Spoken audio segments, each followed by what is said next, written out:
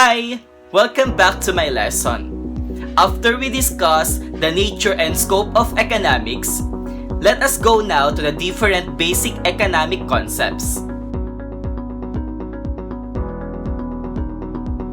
Based on our discussion that economics deals with consumption, production, and decision, so that economic terms, needs, and wants must be understood, especially their differences. Let us admit the fact that most of the time, it's really hard to distinguish the difference between our needs and wants, because sometimes our needs become wants and our wants become needs. In economic analysis, needs must be heavier than wants because of the impacts to the people. Needs is an individual's basic requirement that must be fulfilled in order to survive, like our foods, clothes, and shelter. Therefore, our needs is indispensable, while wants are something that considered not essential for survival. For example is our accessories or jewelries, gadgets, and etc. Therefore, wants are optional.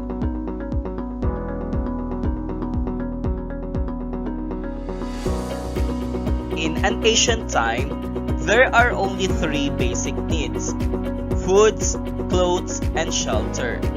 But as time passed by, our needs become integral to improve our life, such as necessity in terms of education and healthcare, and the analysis of needs become wider.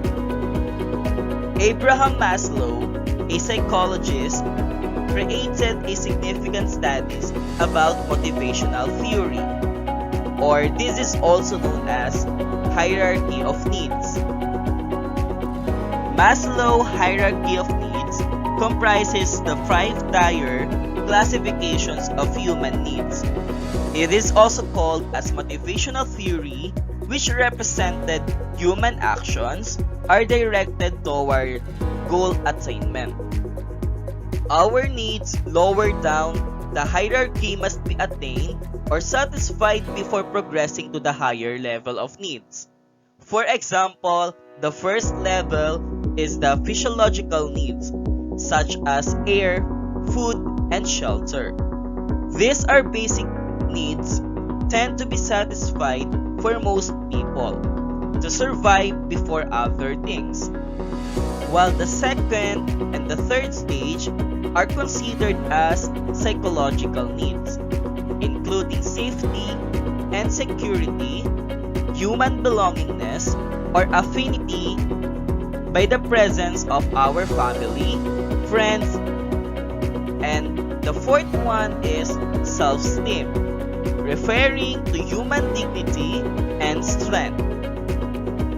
And last, the highest stage of human needs is self-actualization or self-fulfillment, needs which refers to realization of a person's potential.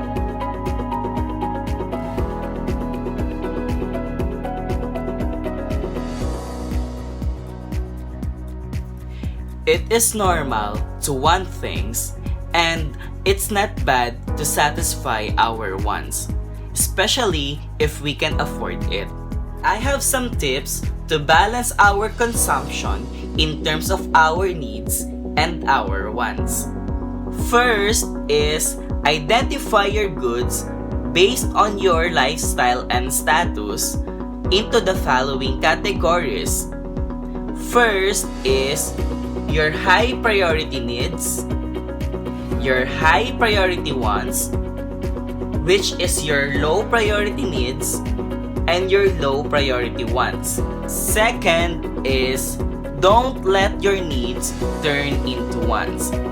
A good example is drinks is one of our basic needs, and we buy water to stay hydrated. But sometimes we tend to buy and expensive drinks just to satisfy our thirstiness, like milk tea, soft drinks, or soda. And it leads to impulsive buying. Third is don't buy things if you cannot afford it because it leads to credits or debts. Instead, let us learn how to save to satisfy or afford our wants. And most importantly, be happy and appreciate what you have. Always remember that we don't need everything.